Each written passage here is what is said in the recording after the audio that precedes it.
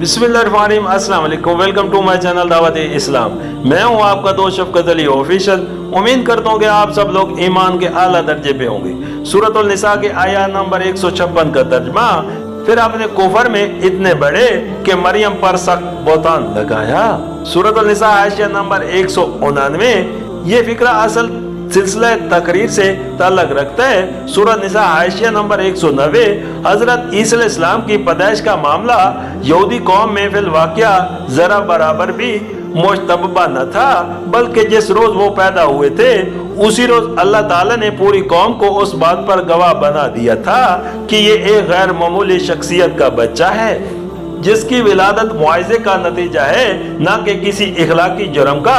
जब बनी इसराइल के एक शरीफ तरीन और मशहूर व नामवर मजहबी घराने की बिन ब्याही लड़की गोद में बच्चा लिए हुए आई और कौम के बड़े और छोटे सैकड़ों हजारों की तादाद में उसके घर पर हजूम करके आ गए, तो उस लड़की ने उनके सवालात का जवाब देने की बजाय खामोशी के साथ उस नौज़ायदा बच्चे की तरफ इशारा कर दिया कि ये तुम्हें जवाब देगा।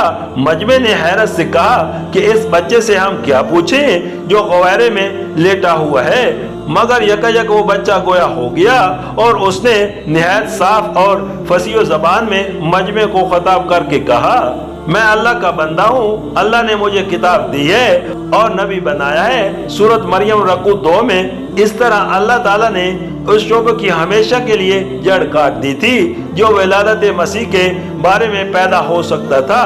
यही वजह है कि हजरत ईसा अलैहिस्सलाम के सन शबाब को पहुंचते तक कभी किसी ने न हजरत मरियम अलैहिस्सलाम पर जना का इल्जाम लगाया, न हजरत ईसा अलैहिस्सलाम को नाजायज विलादत का ताना दिया।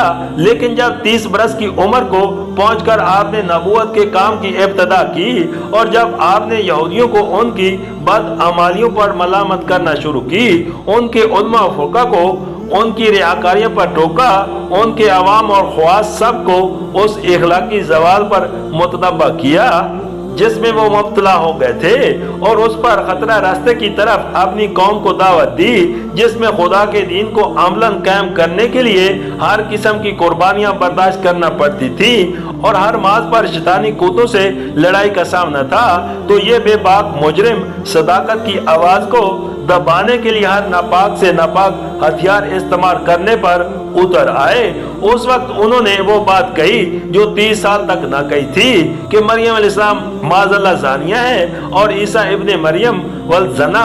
हालांकि ये जालिम बिल यकीन जानते थे कि ये दोनों माँ बेटा उस गंदगी से बिल्कुल पाक हैं। बस दर हकीकत उनका यह बहतान किसी हकीकी शोबे का नतीजा न था जो वाकया उनके दिलों में मौजूद होता, बल्कि खालिस बहतान था जो उन्होंने जानबूझकर माज हक की मुखालफत के लिए खड़ा था।